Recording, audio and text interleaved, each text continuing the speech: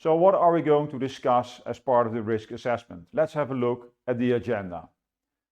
First of all, I'll give a brief introduction and discuss the importance of doing a good risk assessment. Then we'll look at common mistakes that are made in risk assessments, followed by an overview of risk assessment methods.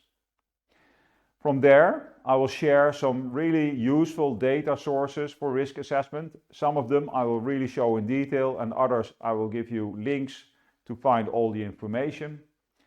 And then we'll close this evening with some hints and tips.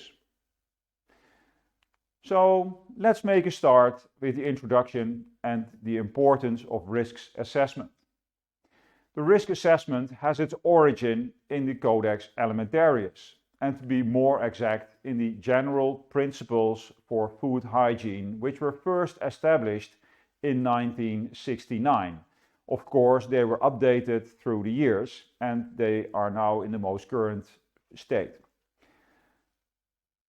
The general principles of food hygiene lay the foundation for good hygiene practices on one hand and HACCP on the other hand. And you see this always in tandem. Even if you look at GFSI certification schemes, there's always things like prerequisite programs or good manufacturing practices and HACCP. So there are things that you need to have in place that you must fulfill anyway, and then HACCP is used to manage the remaining risks. If we look at the Codex document, you will see that it defines the 7 mandatory principles for HACCP. Next to this document also gives you guidance on these principles. And of course, it is adopted by most of the food safety management certification schemes like BRC, IFS, FSE 22000 and so on. They all make reference to this document, to HACCP. So what are these 7 guiding principles? Let's have a brief look at these. The first principle is that you need to conduct a hazard analysis and identify control measures. So you need to be aware of those hazards that might still be there and what things you can do or measure and so on to make sure that they don't explode in your face. The second one is that you need to determine critical control points, and that's very often done with the decision tree, as you'll see later on in this presentation. And once you have identified the critical control points, you need to establish validated critical limits for those control points, so that you know when something is in control or isn't.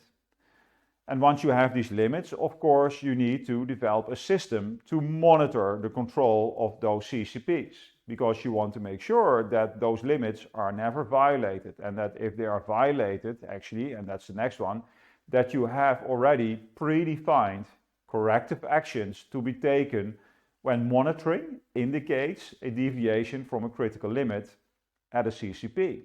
So these are the first 5. Number 6 is about validation. You need to validate the entire HACCP plan. So not just the CCPs, but the entire plan, and establish procedures for verification to confirm that your HACCP system is working as intended. So validation is making sure that your HACCP plan and the CCPs as part of it are of course capable of doing what they should be doing, and the verification is making sure that you actually know that they are still functioning. And the last principle is that you need to establish a clear set of documentation concerning all procedures and records which are appropriate to those principles and their application. So that means basically that you need to have a big list with all the risks, where you identified which risks are more critical than others and might actually become a CCP, and you need to document the critical control points, not only the limits, but also the way you're going to monitor them and have those predefined corrective actions as part of it. And also you need to have the validation and the verification documented. So there's a lot of documentation involved around HACCP. But that's a lot about HACCP. I would actually like to tell you a bit about the focus of today's training. It's really about risk assessment. And what is risk assessment? That's a process or a tool, or a combination of those, of course, for identifying a hazard and eliminating the risk which is presented by those hazards.